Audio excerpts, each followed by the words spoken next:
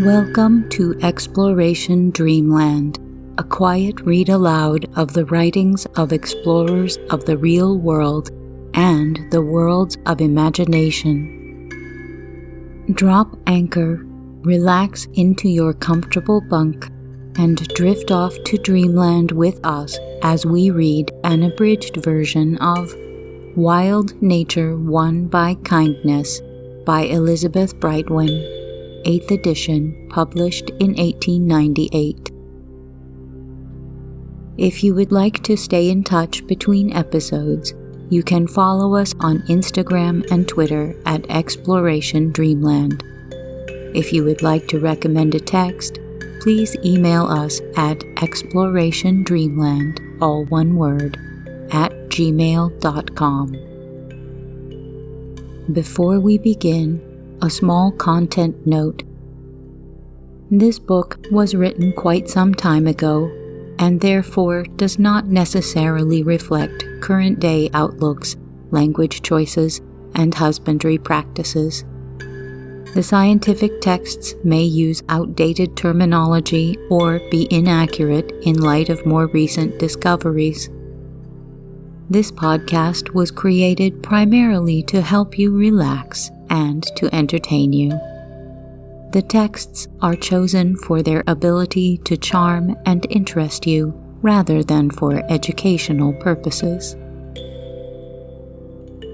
Now, take a deep breath in, and as you exhale, relax any tension in your muscles.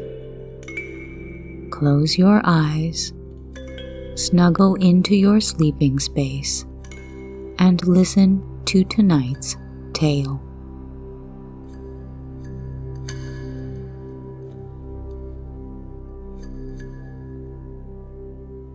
Squirrels. If one lives in the country where these graceful little animals exist, it is well worthwhile to attract them near the house so that one may enjoy the sight of their gambols and minister to their wants by a suitable diet. As I have already said, for many years food was placed in a basket outside the dining room window to attract the charming little titmice, and 4 species might be seen feasting on fat of different kinds. I placed Barcelona nuts for the nuthatches, and they came and shared the contents of the basket with the tits. The nuts also drew a squirrel to the spot, and after about a year, the little fellow became so used to seeing us moving in the room that he would sit in the basket with his graceful little tail curved over his back, cracking his nuts and nibbling away quite at ease. Then the window was opened and the nuts put on a table inside the room, and there little Frolic sits whilst we are at meals and forms one of the family, holding his nuts cleverly in his paws, whilst his sharp teeth bite a hole in them, and, regardless of tidiness, he flings the shells about as he nibbles at the kernels, looking at us with his black beady eyes, perhaps speculating upon what our breakfast may be. How much more enjoyable is this sort of pet than a poor caged squirrel whirling around in his wheel, condemned to a dreary life, with no freedom or change, no intercourse with his kind. In town there is, perhaps, no way to keep a squirrel but in a cage. Even so, by an occasional release from its captivity, a constant variety in its food, and its being talked to and noticed, its life may be made less irksome, and if young, it may eventually be made quite tame and become an interesting daily companion. We derived great amusement from our squirrel visitors. One after another, they would leap up the side of the window and spring in and out of the basket in quick succession, carrying away a nut at each visit, playing and skirmishing with each other in lively fashion. I am sorry to confess there was great jealousy amongst them. A second squirrel took to coming into the room and Frolic and he had a pitched battle in which our favourite, poor little fellow, lost half his ear, and a sponge and water were needed to efface the sanguinary stains left by the fight. The squirrel's great enemy is the cat. One would not think she could catch the agile little creature, but one day we saw a cat watching an unconscious little squirrel under the tulip tree. We did not dream that she could harm it, but in a moment she made one swift rush at her prey. The squirrel ran at full speed, but alas, before we could interfere, it was caught and carried away. At Dropmore, the gardener told us he had a cat that kept the pinetum quite clear of squirrels. They certainly nibble the young shoots of firs and horse-chestnuts unmercifully in the spring, and one very dry summer they took very kindly to our peaches and nectarines. But I freely forgive their little sins, and should be sorry to miss them from the lawn where there are often 4 or 5 to be seen at once. They chase each other round a tree stem with wonderful agility, and express their animosity with angry grunts and a stamp of the foot like a rabbit. In autumn I have acorns and beech mast collected, and store some bushels of each to be doled out through the winter and spring. Strewn under the tulip tree, this food, mixed with corn, attracts an amusing variety of live creatures. Besides the squirrels, which are constantly there, we see jays, wood pigeons, jackdaws, rooks, and flocks of the smaller birds. If snow should prevail, a whole rookery will come to see what is to be had. By constantly watching their movements, I have learnt that the squirrel's tail has quite a language of its own. It can be curved over its back and so spread out that on a wet day it forms a complete shelter from rain. It will take the form of a note of interrogation, or lie flat on the ground, stand out at an angle, or bristle with anger, according to the mood of the possessor. I did not find the American chipmunks, before alluded to, at all tameable. They were very handsome, of gray color with dark brown stripes on their sides. They were extremely wild, and would spring round their cage in perfect terror when looked at. So, finding they could not be made happy in confinement, I let them loose in the garden in the hope they might burrow under a large rhododendron clump. But after a day or two they disappeared, and I suppose they made their escape to a neighboring wood, so that I have little hope of ever seeing them again.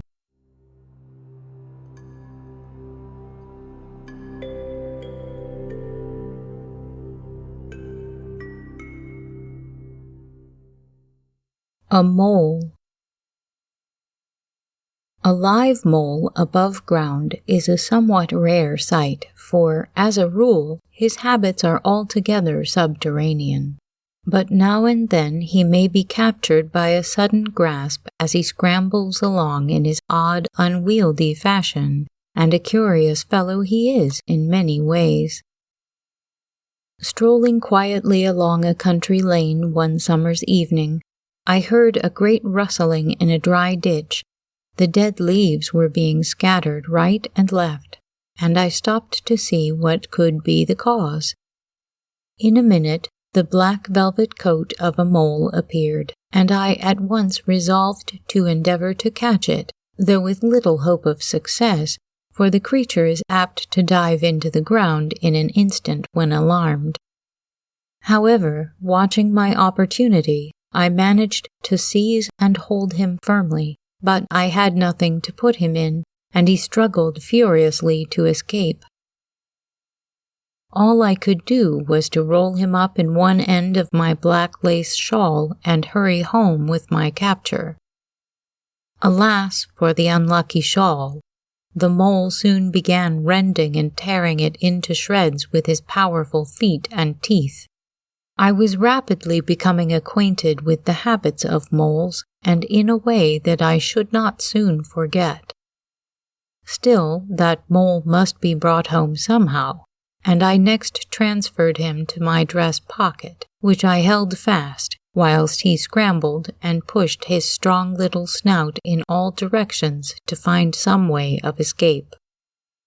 He was soon placed in a zinc fern case with glass sides, supplied with earth to burrow in, and fed with worms.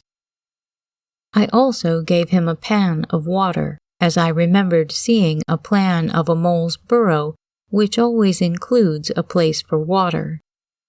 It was a really painful sight to watch the creature feeding. He pounced upon a worm with the fury of a tiger, and holding it in his mouth, tore it to pieces with his sharp claws, and rapidly devoured all the pieces, and snuffing about to make sure he had quite finished it, he then darted off to seek another. The mole has a most voracious appetite and dies very quickly if unable to obtain food. I was interested to watch the bustling, active life of the little creature. His morning toilette, when the black velvet coat was attended to, carefully brushed and licked by a tiny red tongue, though it never seemed to pick up dirt or defilement in its passage through the earth. And finally, after a few days, I had the pleasure of setting him free, when he dived into the ground out of sight in a moment. Some years later, a live mole was much desired by a young relative who was giving natural history lectures to some school children. It happened that a mole had found its way into the conservatory and was doing much damage thereby, making its runs close to the surface and uprooting the plants in its course. The gardener and I resolved to catch it. He was anxious to prevent further mischief to his plants, and I was wishing to help the lecturer by sending a lively specimen to illustrate his subject. The exciting part of the business was the necessity of making the capture before 11 o'clock, when the carrier would pass by, and, taking charge of the animal, would deliver it in time for the lecture next day. We watched for the upheaving of the mole's run, which came at last. The gardener made a quick plunge with his hand into the soft earth, but alas, the mole escaped. He kept quiet for 10 minutes, then another attempt was made and failed. The carrier's bell sounded and he passed by. I still kept watch and again saw the earth move. The third time was successful. I had gone to find a tin box and on my return was greeted with, "Here's the mole, ma'am."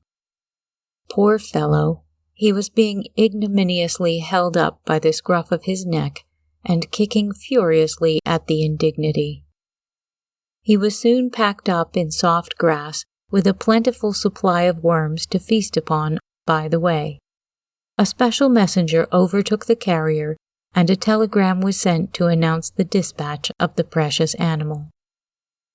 He first reached a London office, where I fear he tended to hinder business, as it was needful to transfer him to a cage, and no one seemed particularly anxious for the honor of catching him, as his teeth were known to be both sharp and numerous, and his disposition not of the meekest. However, he was placed in his cage, travelled down into Kent, and gave wonderful pleasure when exhibited to the children. One would naturally suppose that in a country village where boys and girls are daily going to and from school, they would all have been familiar with this little creature, but when the question was asked if they had ever seen a dead mole, only 15 children out of 90 had seen one, and only 3 had ever seen a live one. Next day, the mole was let loose upon a very hard piece of ground, but even there he very quickly burrowed out of sight.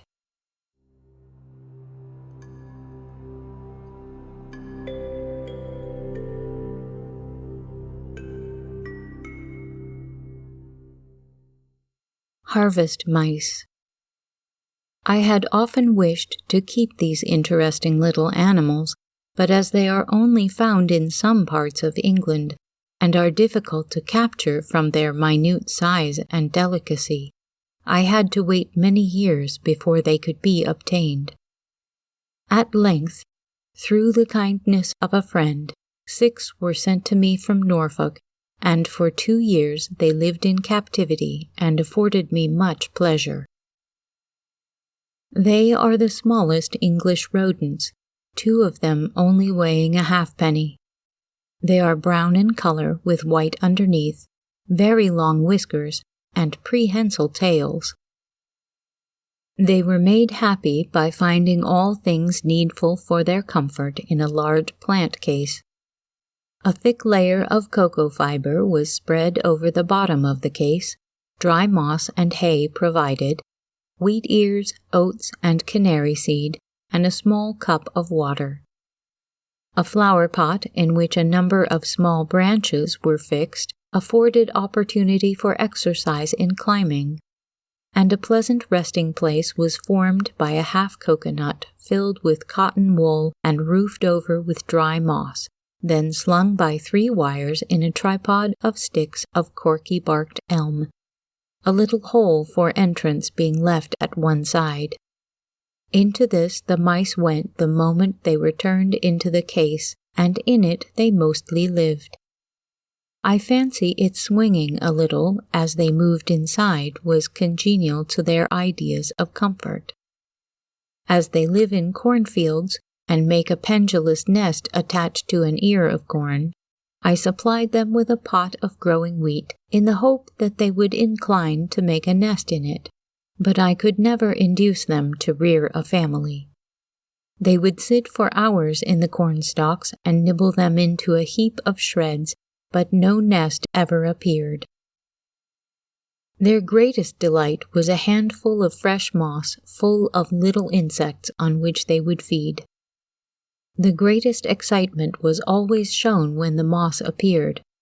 Little heads would peep out of the cocoa husk, little noses sniffed in all directions, and then, with jerky runs, the tiny folk made their way to the attractive spot, and soon each would be seen sitting up like a small kangaroo feasting on a beetle or spider held in the tiny paws. Sometimes in their great happiness they made a low, sweet chirping like a company of wrens conversing cheerily together. When climbing in their tree branches, it was interesting to see how the fine wiry tail was always coiled round the stem as the creature descended, so as to keep it from falling and injuring itself.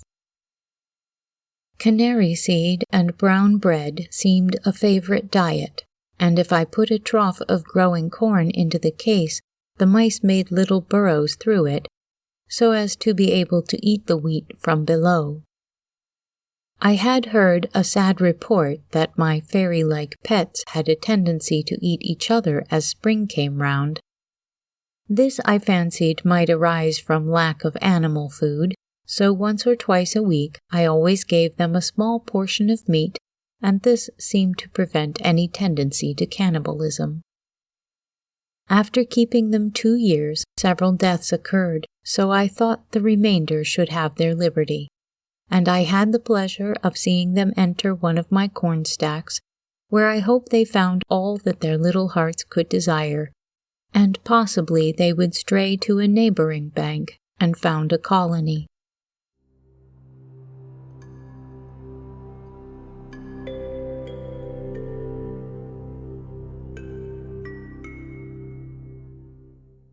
The Californian Mouse. A rather strange parcel from California reached me by post some years ago. It was marked "Live Animals with Care" and consisted of a box containing several divisions, each having fine wirework to admit air. In one I found a spiny creature called a gecko, in another a beautiful lizard which had not survived the journey, and in the third a very rare species of mouse known as Perognathus pencellatus. It has a soft silky coat of silver gray and fawn color, and a long tail with a tuft at the end, very large black eyes, and white paws. It was alive, but weak and tired with its journey of 10 days, and all the jars and shocks it must have had by the way.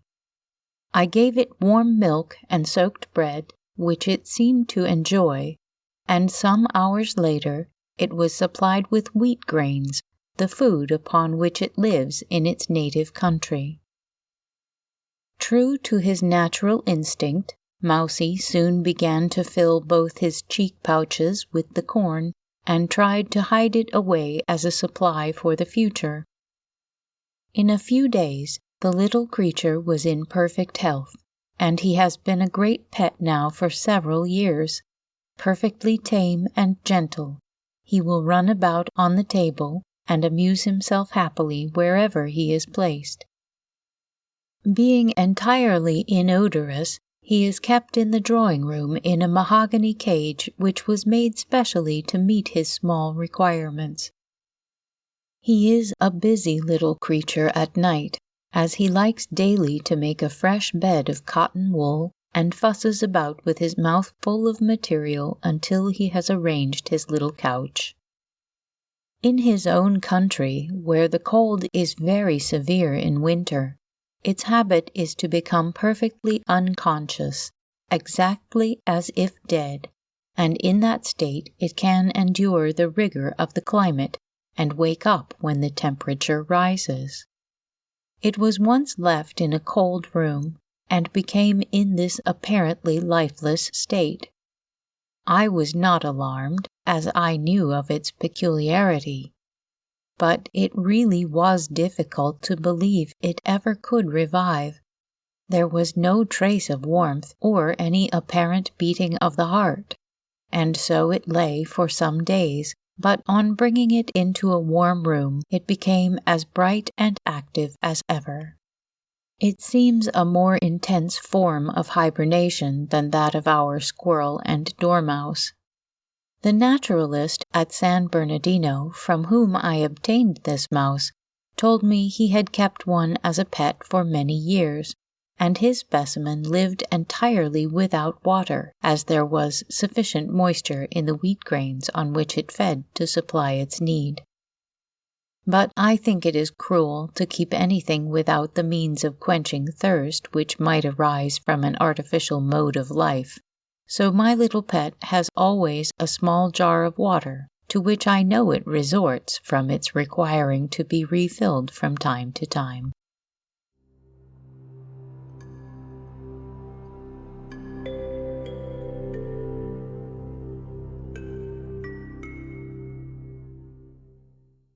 Robins I Have Known. If I once begin to speak about these winning, confiding little birds, I shall hardly know when to stop. There can scarcely be a more delightful pet than a wild robin which has learnt to love you, and will come indoors and be your quiet companion for hours together.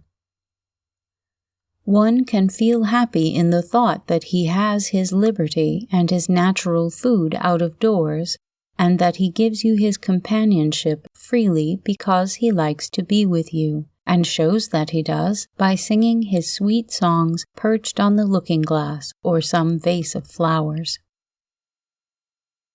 Autumn is the best time to begin taming such a little friend. When one of those brown-coated young birds, in his first year's plumage, before the red feathers show, takes to haunting the window ledge, or looks up inquiringly from the gravel path outside, then is the time to throw out a mealworm 4 or 5 times a day when the bird appears.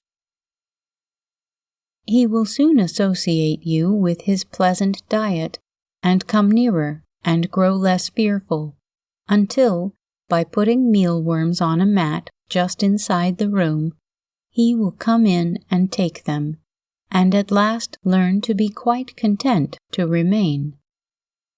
The first few times the window should be left open to let him retreat, for unless he feels he can come and go at will, he will probably make a dash at a closed window, not seeing the glass, and be fatally injured, or else too frightened to return.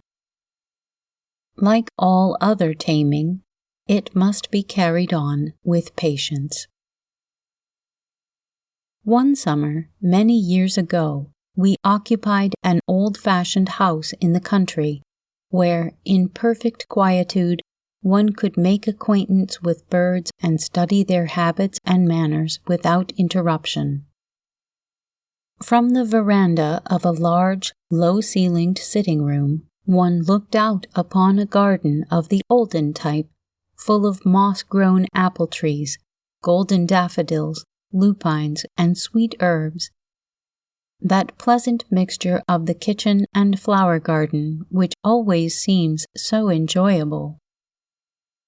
It was an ideal home for birds. No cat was ever visible, and from the numbers of the feathered folk one could believe that countless generations had been reared in these apple trees and lived out their little lives in perfect happiness.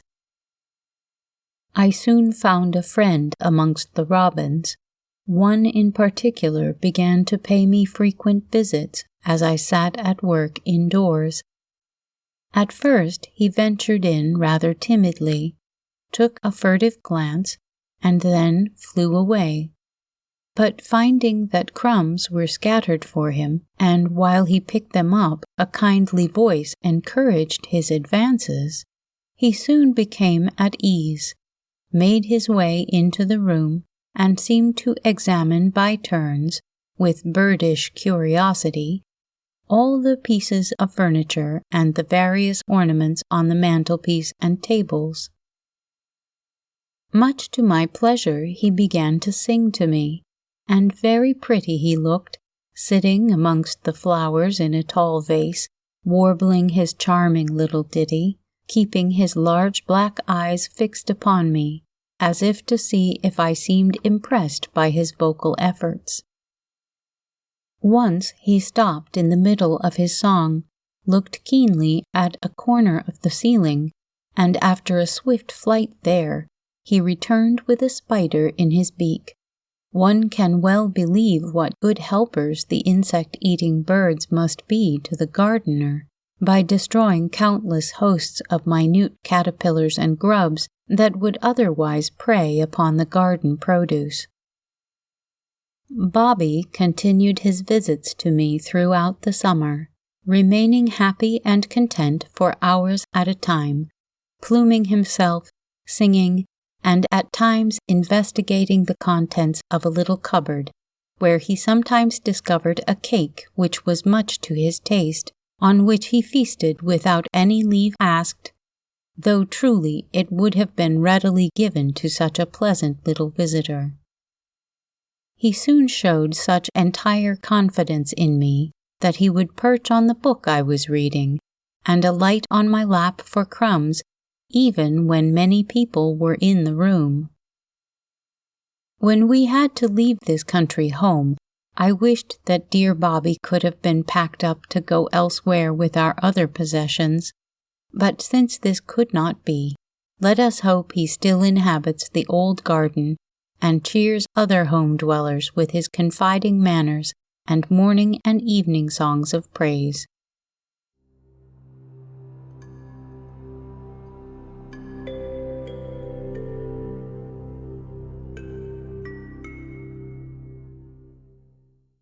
Sancho the Toad. About 4 years ago, I began to feed a toad that had found its way into the conservatory. He sat daily in one place expecting his mealworms, and when he had snapped them up with his curious sticky tongue, he would retire to some hidden nook and be invisible until the next day. Each winter he has hibernated as soon as cold weather began, and reappeared with the spring sunshine. Sancho is now a very portly and most amusing pet. Few people would guess how much character can be shown by even this poor, despised reptile when treated with real kindness, regularly fed, and never frightened or abused. I will describe what happens when Sancho is shown to the public. Some mealworms are thrown on the pavement near him. He sits for a time gazing at them with his gold-rimmed eyes, then slowly creeps towards them, fixes his eyes on one of the worms, bends his head a little towards it, then one hears a snap, and the prey is taken.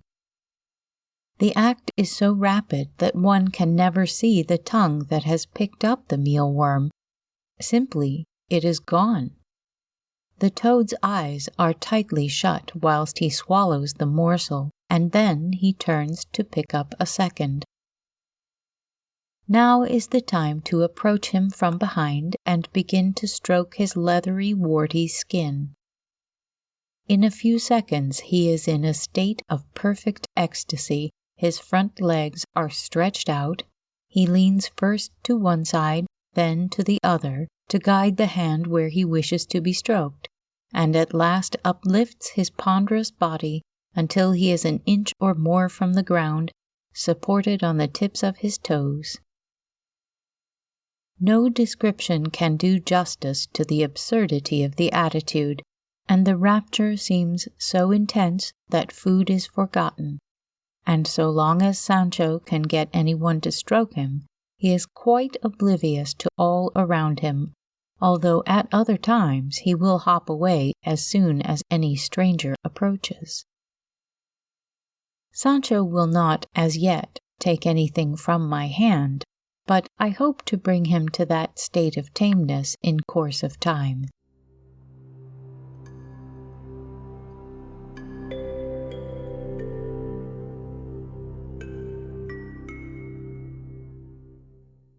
Roman Snails. How can you take an interest in snails and slugs?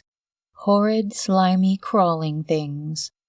More than once have I heard this kind of remark from youthful lips when I produced my grand old Roman snails and gave them a pleasant time for exercise upon the dewy lawn. Now, in my secret mind, I think a snail is a wonderfully curious creature, neither ugly nor horrid. It is slimy, but about that I shall have something to say later on. When staying at Box Hill, near Dorking, I often saw the great apple snail, Helix pomatia, which is only found on chalk soils and is supposed to have been introduced by the Romans, from the quantities of their empty shells found with Roman remains in all parts of England. They were kept and fattened in places called cochlearia, and made into various dainty dishes which the Romans thought quite fit to set before their kings. It is certain that they are very nutritious creatures, and that in times of famine people have supported life and kept themselves mysteriously fat and well-liking by resorting to snails and slugs as articles of diet.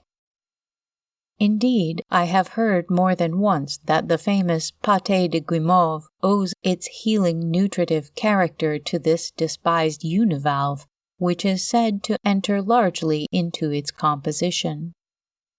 I brought several apple snails home with me from Box Hill and kept them for many years, until I really believe the creatures, in a dim sort of way, recognized me as their friend, or at any rate their feeder. I cannot boast, as I believe an American lady is said to have done, that her tame oysters followed her up and down stairs, but certainly my snails would, when placed upon the lawn, very frequently crawl towards me, and would do so again and again when removed to a distance. As the weather became cold, they always hibernated, closing the mouth of the shell with a thin, firm covering or operculum of chalk, which, mixed with their slime, made a substance like plaster of Paris. Thus enclosed, they would lie as if dead until the warmth of the following spring made them push the door open and come out with excellent appetites, ready to eat voraciously to make up for their long fast. These Roman snails were quite 5 inches long when fully extended, and therefore were much larger than our English species.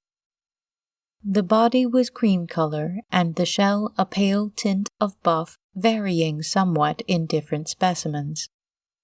These creatures were kept in a fern case with glass top and sides, and it was singular to observe the way in which they could suspend themselves from the top of the box. The substance which exists in the caterpillar of the silkworm moth, and which can be drawn out into fine shreds of silk, is very similar to the slime of the snail, only in the latter it is not filiform, but exudes as a liquid and then hardens into a thin layer of silk, which is strong enough to support the weight of 2 of these snails. For, seeing them one day thus suspended, I put them in the scales, and ascertained that the weight of the 2 amounted to 2½ ounces. This mucus forms the glistening, shiny track which the snail leaves behind it, enabling it to glide easily and painlessly over rough substances which would otherwise lacerate its soft body. One hardly expected to find social feeling and affection in animals so low down in the scale of nature, but I do not know what else could have led my Roman snails to caress each other with their long horns by the hour together, and always keep close to one another, twisting and curling their yielding bodies round each other in the most odd contortions. Our English snails hibernate in whole colonies for the winter, which also points to their affectionate and gregarious habits. In lifting up some moss, I once came upon some yellow, half-transparent eggs about as large as pearl barley, and wishing to know what they would prove to be, I kept them in damp moss under a tumbler for about a fortnight, when, to my dismay, I found a grand colony of yellow slugs, and not a little was I teased about these interesting young people. I am afraid I must own they were given as a bonne bouche to my Virginian nightingale, who seemed highly to approve of this addition to his daily fare. Snails' eggs are nearly white and semi-transparent. The empty shells of young snails are very lovely when placed in a good microscope, the polariscope bringing out their exquisite prismatic tints. The gardener one day brought in a testacella or shelled slug. It fed upon earthworms and was quite unlike the ordinary black or gray slug, of which we have, alas, countless thousands, preying upon all the green things of the earth. This shelled slug was yellow, and seemed able to elongate its body very differently to any other species. The shell was quite small, a simple dome-shaped plate upon the anterior part of the body. I kept it for some weeks on damp moss under a tumbler, but it was often able to escape by flattening itself to a mere thread and then crawling under the rim of the tumbler, and at last I gave it liberty as a reward for its persevering efforts to obtain its freedom.